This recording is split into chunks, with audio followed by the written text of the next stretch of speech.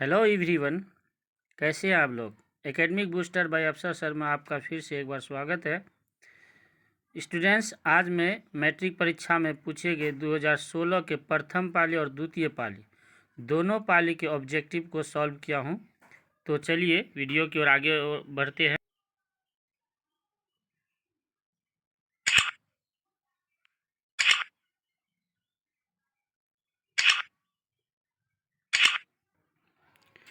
तो आज का पहला क्वेश्चन है, विद्युत फ्यूज विद्युत धारा के किस सिद्धांत पर कार्य करता है। तो दोस्तों, विद्युत फ्यूज विद्युत धारा के उसमें जो है सिद्धांत पर कार्य करता है, क्योंकि जब विद्युत धारा अत्यधिक होती है तो ऊष्मा भी अत्यधिक उत्पन्न करती है, जिसके वजह से विद्युत फ्यूज जो है वो पिघल जाता है और संपर्क टूट जाता है। अगला क्वेश्चन है, किसी कुंडली का प्रतिरोध ज्ञात करने का सूत्र क्या है। तो कुंडली का प्रतिरोध यानी आर जो है, ये आर से हम जो है ओम के नियम से हम आर का ज्ञात कर सकते हैं। ओम का नियम यानी R equal to V by I, यानी ऑप्शन नंबर बी। तीसरा क्वेश्चन है कि बैटरी से किस प्रकार की धारा प्राप्त होती है। तो बैटरी से दोस्तों दिष्ट धारा प्राप्त होती है, जबकि प्रत्यावर्ती धारा जो हमारे यहाँ इस्तेमाल होता है, बिजली जो आती है वो प्रत्यावर्ती धारा है। तो बैटरी से दिष्ट धारा यानी डायरेक्ट करंट का उपयोग होता है।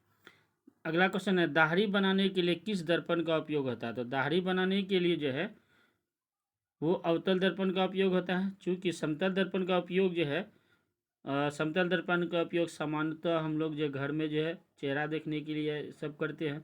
उत्तल दर्पण का उपयोग जो है गाड़ी के साइड मिरर में होता है। अवतल दर्पण का उपयोग जो है ये हमारा गाड़ी के सामने वाले ड्राइवर भी रखते हैं, या फिर जो अवतल दर्पण का उपयोग दाढ़ी बनाने के लिए किया जाता है। इसके बाद अगला क्वेश्चन है कि विभवांतर का एसआई मात्रक क्या होता है। तो विभवांतर वही जो कि दो विभव के बीच के अंतर को विभवांतर कहा जाता है। तो उस विभवांतर और विभव दोनों का एसआई मात्रक जो होता है वो वोल्ट होता है, जबकि एम्पियर धारा की मात्रा होती है। कूलोम जो है ये आपका आवेश का जो एसआई मात्रक होता है। वाट विद्युत शक्ति का एसआई मात्रक होता है। अगला क्वेश्चन है, प्रकाश के अपवर्तन के कितने नियम थे। प्रकाश के अपवर्तन के 2 नियम हैं। ये कई बार पूछा जा चुका है, इसीलिए ये इम्पोर्टेंट क्वेश्चन माना जा रहा है, हालांकि बहुत इजी ही है। उसके बाद अगला क्वेश्चन है, विद्युत और 1 वोल्ट कहलाता है। 1 वोल्ट जो होता है 1 जूल प्रति कूलोम होता है स्टूडेंट, क्योंकि 1 वोल्ट यानी विभवांतर V इक्वल टू जो होता है W/Q होता है, यानी प्रति कूलोम आवेश को एक स्थान से दूसरे स्थान पर ले जाने में किया गया कार्य, या आनंद से किसी बिंदु तक ले जाने में किया गया कार्य जो होता है वो ये क्या कहलाता है, विभवांतर का विभव कहलाता है। और दो विभव के बीच का अंतर विभवांतर होता है, यानी वोल्ट जो है विभव और विभवांतर का एसआई मात्रक है, पहले भी क्वेश्चन में बताया गया है। तो इस तरह से W का एसआई मात्रक यानी ऊर्जा का एसआई मात्रक जूल होता है, जबकि कूलोम जो होता है ये जो है आवेश का एसआई मात्रक होता है। इस तरह से हमारा बी आंसर जो सही होता है, जबकि इसमें जो है ये 1 जूल। अगला क्वेश्चन की ओर बढ़ते हैं, श्वसन किस प्रकार की रासायनिक अभिक्रिया है। तो श्वसन जो है ये ऊष्माक्षेपीय अभिक्रिया है, क्योंकि श्वसन में ऊर्जा का निर्माण होता है। तो ऊर्जा का निर्माण होता है, ये ऊष्माक्षेपीय अभिक्रिया कहलाता है, जबकि ऊष्माशोषीय अभिक्रिया वो अभिक्रिया है जिसमें ऊर्जा का ह्रास होता है, जिसमें कोशिका का निर्माण होता है, हाँ, या फिर कोशिका के द्वारा किया गया कार्य होता है। तो ये सारा जो है ऊष्माशोषीय अभिक्रिया कहलाता है। उसके बाद अगला है, कौन विद्युत का सर्वोत्तम सुचालक है। सर्वोत्तम या वैसे तो सारा सुचालक है, कॉपर भी है, उसके बाद जो है चांदी भी है, Ag चांदी, Al एल्युमिनियम, Fe फेरस यानी लोहा, सारा विद्युत का सुचालक है। लेकिन यहाँ सर्वोत्तम चालक की बात कर रहा है, तो सर्वोत्तम जो चालक जो होता है विद्युत का वो होता है चांदी यानी Ag। तो ये हमारा Ag option number B answer सही होगा। उसके बाद है क्वेश्चन नंबर 10, आवर्त सारणी के उदग्र स्तंभों को क्या कहा जाता है। तो आवर्त सारणी के उदग्र स्तंभों को जो है वर्ग कहा जाता है, जबकि आवर्त के क्षैतिज कतार जो होता है, आवर्त सारणी के क्षैतिज कतार को आवर्त कहा जाता है और उदग्र स्तंभों को वर्ग कहा जाता है। तो ये क्वेश्चन जो है पिछले भी ऑब्जेक्टिव सेशन में था। उसके बाद अगला क्वेश्चन है, निम्न में से कौन उपधातु है।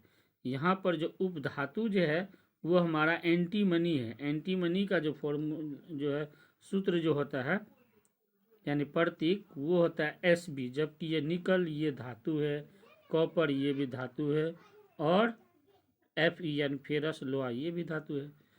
अगला क्वेश्चन है, यहाँ पर पीतल होना चाहिए, पीपल हो गया है, पीतल।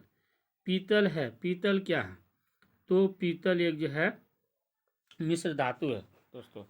चूँकि ये पीतल जो है हमारा जो बना है जो कॉपर और जिंक से, यानी ये जो कॉपर और प्लस जिंक है ये दोनों के मिलने से बनता है पीतल, जो एक मिश्र धातु है। अगला क्वेश्चन, क्वेश्चन नंबर 13 है, अम्लीय विलयन का पीएच मान होता है। तो अम्लीय विलयन का पीएच मान 7 से कम होता है, जबकि 7 से अधिक जो पीएच मान होता है वो क्षारीय होता है। ये 7 से अधिक क्षारीय होता है, 7 से कम अम्लीय होता है। इस क्वेश्चन का आंसर जो हो गया वो हो गया आपका ऑप्शन नंबर बी, यानी 7 से कम। जबकि 7 जो है वो उदासीन होता है, जैसे शुद्ध जल वो जो है उदासीन होता है, उसका जो है पीएच मान 7 होता है। और 7 से कम हुआ तो उसमें अम्ल होता है, 7 से अधिक हुआ तो वो क्षारीय होता है। चलिए अगला क्वेश्चन है, सरलतम हाइड्रोकार्बन। यहाँ पर सरलतम ये तो इथेन ये सब भी हाइड्रोकार्बन है, लेकिन यहाँ सरलतम यानी सबसे सरल जो हाइड्रोकार्बन है वो मीथेन है हमारा। उसके बाद जो है कहता है कूटपाद किस में पाया जाता है। तो स्टूडेंट्स कूटपाद जो है ये अमीबा में पाया जाता है। अमीबा इसी कूटपाद की सहायता से अपने भोजन का ग्रहण करता है, जो कि डाइटम का उपयोग करता है खाने के लिए, तो ये कूटपाद के जो मदद से। उसके बाद जबकि युगलिना जो है ये पौधा के तरह ये प्रकाश संश्लेषण की क्रिया भी करता है और जंतुओं के तरह भोजन भी ग्रहण करता है। जबकि पैरामीशियम जो है में कोशिका मुख होता है, भोजन को ग्रहण करने के लिए कोशिका मुख होता है, पैरामीशियम में कोशिका मुख, जबकि अमीबा में भोजन के ग्रहण के लिए कूटपाद। तो इस क्वेश्चन का आंसर अमीबा होगा, आंसर जो ऑप्शन नंबर सी है ना। उसके बाद जो 16 नंबर है, पुष्पी पौधों में लैंगिक जनन होता है। तो स्टूडेंट्स जो है पौधों में लैंगिक और अलैंगिक दोनों जनन होता है। यहाँ पर पुष्पी पौधा कहा जाता है जिसमें पुष्प यानी फूल होता है, तो उसमें जो लैंगिक जनन होती है यानी उसमें जो बीज जो बनता है वो लैंगिक जनन के कारण होता है। तो और ये लैंगिक जनन जो है फूलों के द्वारा होता है। तो यहाँ पे ऑलरेडी पुष्पी पौधा कह दिया, तो पुष्पी पौधा फूलों के द्वारा होता है। निम्न में से कौन उत्सर्जी अंग है। आपको मैंने पहले भी क्वेश्चन में बताया कि उत्सर्जी अंग इसमें विरिक्क है। इस विरिक्क के अलावे जो है हमारा त्वचा भी उत्सर्जी अंग है, हमारा फेफड़ा भी उत्सर्जी अंग है। तो अग्नाशय जो है एक ऐसी ग्रंथि है जो बाह्य स्रावी ग्रंथि भी कहलाता है और अंतःस्रावी ग्रंथि भी कहलाता है। बाह्य स्रावी ग्रंथि है इसलिए कहलाता है चूँकि एंजाइम को स्रावित करता है, तो एंजाइम को नली में स्रावित करता है। अगर कोई ग्रंथि नली में अपने पदार्थ को स्रावित करे तो उसको बाह्य स्रावी ग्रंथि कहा जाता है, जबकि अगर बगैर नली का अगर कोई जो स्रावित करे उसको अंतःस्रावी ग्रंथि कहा जाता है। चूँकि ये अंतःस्रावी ग्रंथि इसलिए है, ये अग्नाशय में ही लैंगरहैंस दीपिका होती है जो कि इंसुलिन और ग्लूकागोन जो है नामक जो है हार्मोन को स्रावित करता है।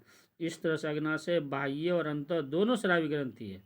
और आँख जो है, आँख को भी हम बाह्य स्रावी ग्रंथि कह सकते हैं, चूँकि ये जो है ये आंसू को जो है ये निकालता है, तो वो भी एक जो ग्रंथि के रूप में वहाँ आँख में ही ग्रंथि होता है जो आंसू ग्रंथि कहलाता है, जो आंसू को निकालता है। तो उसके बाद जो है यानी इसका क्वेश्चन जो उत्सर्जी अंग जो यहाँ पर विरिक्क हो गया, ऑप्शन नंबर ए इसका आंसर। उसके बाद अगला क्वेश्चन है कि शुक्राणु बनता है, शुक्राणु जो बनता है वो विरसन में बनता है। शुक्राणु जो मेल गेमेट कहलाता है, जो विरसन में यानी टेस्टिस में बनता है, मेल के टेस्टिस में बनता है। जबकि मूत्राशय ये तो मेल और फीमेल दोनों में होता है, जो उत्सर्जी अंग के रूप में कार्य करता है। और जबकि गर्भाशय ये जो यहाँ पर जो है अंतर्निषेचन के बाद जो बच्चा का जो विकास होता है वो गर्भाशय में होता है, अंडाशय जो फीमेल गेमेट को बनाता है। इस तरह से हमारा जो इस ऑप्शन नंबर ए विल्सन इसका सही आंसर है, शुक्राणु का। उसके बाद अगला क्वेश्चन है कि निम्न में कौन प्राकृतिक संसाधन नहीं है? तो वायु, मृदा, जल ये सब प्राकृतिक, हालांकि जीवधारी भी प्राकृतिक है, लेकिन यहाँ पर जीवों के बारे में कह रहा है तो इसलिए संसाधन के रूप में उपयोग उतना इसको उतना नहीं माना जाता, इसीलिए जीवधारी इसका आंसर सही है। अगर सही माने माना जाए तो इसमें से कोई आंसर सही नहीं है, लेकिन फिर भी ये जीवधारी इसका आंसर सही हो सकता है, क्योंकि जीवधारी भी एक प्राकृतिक है और जीव कोई भी हो एक संसाधन के रूप में उसका भी उपयोग होता है। जैसे मनुष्य भी एक संसाधन है क्योंकि वो काम करता है, और अन्य जीव जो भी है वो भी कुछ न कुछ काम करता है, इसलिए संसाधन के रूप में उसको माना जाता है। लेकिन 100% जीव जो है वो संसाधन के रूप में उपयोग नहीं होने के कारण यहाँ पर जीवधारी इसका आंसर सही हो सकता है। बाकी जल, मृदा, वायु ये सब जो है प्राकृतिक संसाधन है। अगला क्वेश्चन है इंसुलिन की कमी से होता है, तो इंसुलिन की कमी से मधुमेह यानी डायबिटीज रोग होता है। अभी जो हम बताए अग्नाशय की लैंगरहैंस दीपिका से इंसुलिन नामक हार्मोन निकलता है जो चीनी की मात्रा को, ब्लड में चीनी की मात्रा को नियंत्रित करता है यानी कम करता है। वहीं पर एक बताए थे ग्लूकागोन भी निकलता है जो चीनी की मात्रा को बढ़ाता है। तो यहाँ पर जो है मधुमेह का रोग होगा, क्योंकि जब इंसुलिन नहीं निकलता है तो ग्लूकागोन जो निकलता है वो चीनी की मात्रा कंटिन्यू बढ़ाते जाता है, जिसकी वजह से रक्त में चीनी की मात्रा बढ़ जाती है, जिससे मधुमेह यानी डायबिटीज हो जाता है। बौनापन जो है ये पिट्यूटरी ग्रंथि में जो निकले जो ग्रोथ हार्मोन के कारण, जीएच हार्मोन है ना, ग्रोथ हार्मोन के कारण जो है होता है बौनापन, उसकी कमी के कारण। और उसके बाद घेंघा रोग जो कि थायराइड ग्रंथि से निकलने वाला थायरोक्सिन की कमी के कारण घेंघा रोग होता है, यानी आयोडीन की कमी से वो घेंघा रोग होता है। आयोडीन नहीं खाने से थायरोक्सिन हार्मोन कम निकलता है, उसकी वजह से घेंघा होता है। तो इसका जो इंसुलिन की कमी से होने वाला रोग मधुमेह रोग। चलिए इस जो है ये फर्स्ट शिफ्ट का जो पूरा हुआ, अब सेकेंड शिफ्ट की ओर बढ़ते हैं। तो सेकेंड शिफ्ट का पहला क्वेश्चन है समतल दर्पण द्वारा बना प्रतिबिंब। तो समतल दर्पण द्वारा बना प्रतिबिंब हमेशा काल्पनिक और सीधा होता है दोस्तों। तो काल्पनिक और सीधा इसका आंसर नंबर ऑप्शन नंबर 1 होगा। वास्तविक प्रतिबिंब जो है केवल जो है अवतल दर्पण में होता है, जबकि उत्तल दर्पण में भी काल्पनिक ही बनता है। इसके बाद अगला क्वेश्चन है निकट दृष्टि दोष दूर करने के लिए किस लेंस का व्यवहार किया जाता है? निकट दृष्टि दोष, यहाँ पर थोड़ा सा ऑपोजिट समझना पड़ता है। निकट दृष्टि दोष यानी निकट की वस्तु दिखाई देता और दूर की वस्तु दिखाई नहीं देता। तो दूर की वस्तु को देखने के लिए हम किस दर्पण का उपयोग करते हैं? तो अवतल दर्पण अवतल लेंस का उपयोग करते हैं। अवतल लेंस दूर इसलिए होता है क्योंकि ये जो है दूर की ओर अपसारित कर देता प्रकाश किरण को, इस वजह से हमें दूर की वस्तु को देखने के लिए अवतल लेंस का उपयोग किया जाता है उसके चश्मे में। उसके बाद जो है ऑप्शन नंबर बी हो गया इसका आंसर। उसके जब मानव नेत्र में किस प्रकार का लेंस होता है? तो मानव नेत्र में जो उत्तल लेंस का व्यवहार होता है, ठीक है। उसके बाद अगला क्वेश्चन है विभवांतर मापने वाले यंत्र को क्या कहते हैं? विभवांतर मापने वाला यंत्र को वोल्ट मीटर कहता है, क्योंकि विभवांतर कैसा है मात्रा वोल्ट होता है और उसको नापने वाला यंत्र वोल्ट मीटर कहलाता है। ए मीटर से धारा की नाप होती है ना, विद्युत धारा यानी आई की माप जो होता है वो ए मीटर से होती है। और जबकि गैल्वेनोमीटर विद्युत धारा की उपस्थिति को बताता है, परिपथ में विद्युत धारा की उपस्थिति को बताने के लिए गैल्वेनोमीटर होता है। तो इस तरह से ऑप्शन नंबर हमारा जो है ये बी आंसर सही होगा, विद्युत विभवांतर को मापने के लिए यंत्र। उसके बाद अगला क्वेश्चन है कि आमीटर विद्युत परिपथ में कैसे जोड़ा जाता है? तो आमीटर विद्युत परिपथ में श्रेणी क्रम में जोड़ा जाता है हैं, जबकि समांतर क्रम में हमारे घर में बल्ब आदि बल्ब पंखा आदि जोड़ा जाता है। उसके बाद अगला क्वेश्चन नंबर 6 है कि विद्युत धारा का एसआई मात्रक क्या होता है? तो विद्युत धारा का एसआई मात्रक एम्पियर होता है, जबकि वाट विद्युत शक्ति का पहले भी ये क्वेश्चन आया। और कूलम जो है जो क्या होता है आवेश का एसआई मात्रक होता है, और वोल्ट जो होता है विभवांतर का एसआई मात्रक होता है, ऊपर में भी है ये। उसके बाद अगला क्वेश्चन है कि किस लेंस के द्वारा सिर्फ काल्पनिक प्रतिबिंब बनता है? तो सिर्फ काल्पनिक प्रतिबिंब बनने के लिए यहाँ ऑप्शन के हिसाब से अगर आए तो यहाँ पर हम जो है अवतल लेंस ले सकते हैं। जबकि जो है हाँ, इसमें ये अवतल लेंस होगा। उसके बाद जो है उत्तल लेंस के द्वारा जो ये हमारा जैसे जो वास्तविक प्रतिबिंब बनता है। बाईफोकल लेंस में उत्तल अवतल दोनों होता है, जिसमें वास्तविक काल्पनिक दोनों हो जाएगा।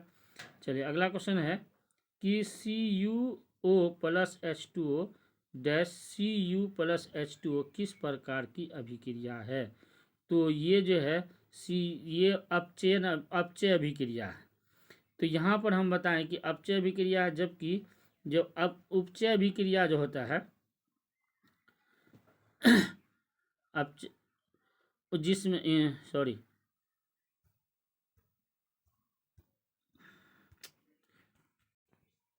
तो इसमें जो है अपचय अभिक्रिया होगा। अपचय अभिक्रिया वो अभिक्रिया है स्टूडेंट जिसमें हाइड्रोजन का योग या ऑक्सीजन की हानि हो, उसको अपचय अभिक्रिया कहता है।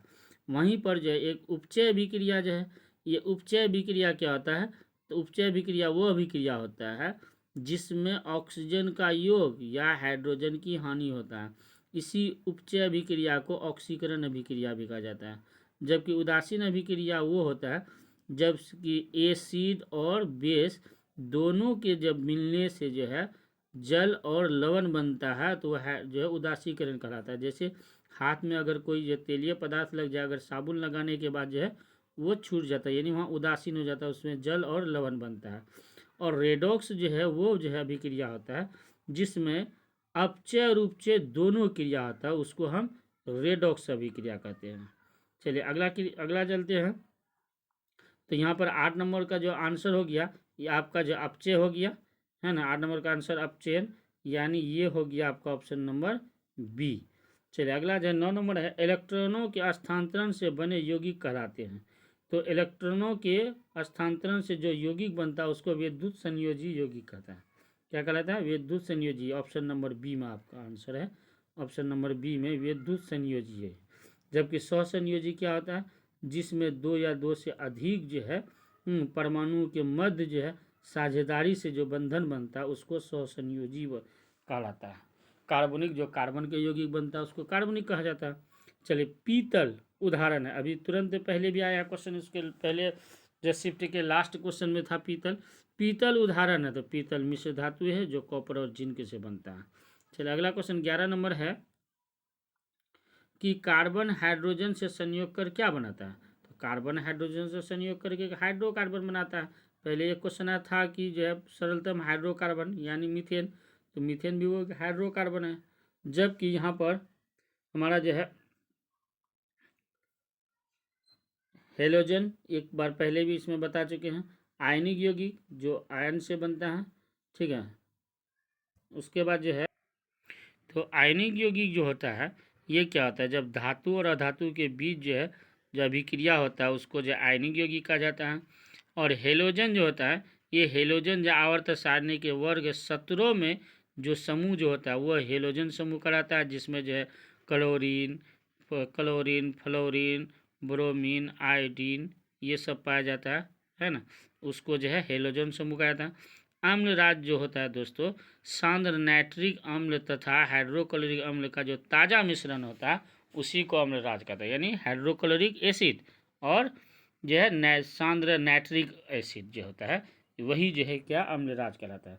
अगला क्वेश्चन है क्वेश्चन नंबर 12 कि जो है आवर्त सारणी के प्रथम वर्ग के सदस्य हैं। तो आवर्त सारणी के प्रथम वर्ग के सदस्य जो हैं वो क्षारीय धातु हैं। जबकि हमारा ऑप्शन नंबर बी ये आंसर हुआ। और जो है इसमें जो है क्षारीय धातु है। वहीं पर जो है आपका जो उसको जो वर्ग होता है उसको ए और बी दो भाग में बांटा जाता है उपवर्ग में। तो ए में एक का ए में जो होता है वो क्षारीय धातु होता है, जबकि एक का बी में जो है मुद्रा धातु होता है। और वहाँ पर दो का ए में जो है क्षारीय मुद्रा धातु होता है। और अक्रिय गैस जो होता है वो शून्य में पाया जाता है, वो शून्य वर्ग में अक्रिय गैस पाया जाता है। उसको शून्य वर्ग इसलिए कहा जाता है चूँकि इसमें जो पाए जाने वाले जो तत्व होते हैं उसके जो बाह्यतम कक्षा में 8 इलेक्ट्रॉन होता है, जिसके कारण जो वो किसी भी अन्य तत्व से परमाणु से अभिक्रिया नहीं करता है, इसीलिए इसको अक्रिय गैस या शून्य वर्ग कहा जाता है। अगला क्वेश्चन है, वायुमंडल में कार्बन डाइऑक्साइड गैस की उपस्थिति है। वायुमंडल में कार्बन डाइऑक्साइड गैस की उपस्थिति है, तो वायुमंडल में कार्बन डाइऑक्साइड 0.03 होता है। उसके बाद अगला क्वेश्चन है कि NaOH क्या है। तो NaOH क्या है, ये NaOH जो है हमारा जो है क्या है, क्षार है ना। तो ये जो हमारा जो है उच्च कोटि का जो क्षार है, जबकि हमारा जो है लवण जो होता है जो पोटेशियम सल्फेट जो वो लवण होता है। अम्ल में हम हाइड्रोक्लोरिक एसिड जैसे HCl ले सकते हैं। चलिए इसमें अगला क्वेश्चन है, ऑक्सीजन, यहाँ ऑक्सीजन है, ऑक्सीजन, इसका ऑक्सीजन होना चाहिए। ऑक्सीजन जो एक पादप हार्मोन होता है ना। उसके बाद अगला ये ऑप्शन नंबर ए, 15 नंबर का ऑप्शन नंबर ए, ये एक पादप हार्मोन है। ऑक्सीजन क्या है, एक पादप हार्मोन है, पौधे में पाया जाने वाला हार्मोन है जो पौधे के वृद्धि में सहायक होता है। उसके बाद है, मानव मादा के जनन तंत्र का भाग नहीं है। जनन तंत्र मानव मादा के यानी फीमेल का जनन तंत्र, अंडा से ये भी फीमेल में है, गर्भा से ये भी फीमेल का है, और डिम्ब वाहिनी ये भी फीमेल का है। सिर्फ और सिर्फ शुक्रवाहिनी जो है ये मेल पार्ट है, इसीलिए इसका आंसर जो है सी हो जाएगा कि मादा जनन तंत्र का भाग नहीं है। तो शुक्रवाहिनी जो मादा जनन तंत्र का भाग नहीं है। चलिए अगले क्वेश्चन की ओर चलते हैं कि पराग कोष में होते हैं, तो पराग कोष में परागकण पाया जाता है। ऑप्शन नंबर डी जो है, ऑप्शन नंबर डी हमारा आ जाए, ये आंसर हो जाएगा ऑप्शन नंबर डी की परागकण जो पराग कोष में पाया जाता है। जबकि बाह्य दल जो बाहरी जो पंखुड़ी, फूल की जो रंगीन पंखुड़ी होती है वो हरे रंग की जो पत्ती टाइप की होती है वो बाह्य दल कहलाता है, और जो फूल की जो पंखुड़ी रहती है रंगीन रंगीन उसको दलपुंज कहा जाता है। अंडाशय जो कि इसके वर्तिकाग्र के सबसे नीचे वाला भाग जो वो अंडाशय कहलाता है। अंडप, उसमें जो अंडा कोशिका बनता है उसको अंडप कहलाता है, यानी ओवम कहलाता है। चलिए, स्वपोषी पोषण के लिए आवश्यक है, तो स्वपोषी पोषण के लिए कार्बन डाइऑक्साइड भी आवश्यक है, क्लोरोफिल भी आवश्यक है, सौर प्रकाश भी आवश्यक है। तो इनमें से सभी यानी ऑप्शन नंबर डी होगा। क्वेश्चन नंबर 19 है, मनुष्य के शरीर की सबसे बड़ी ग्रंथि, मनुष्य के शरीर की सबसे बड़ी ग्रंथि जो है वो लीवर है।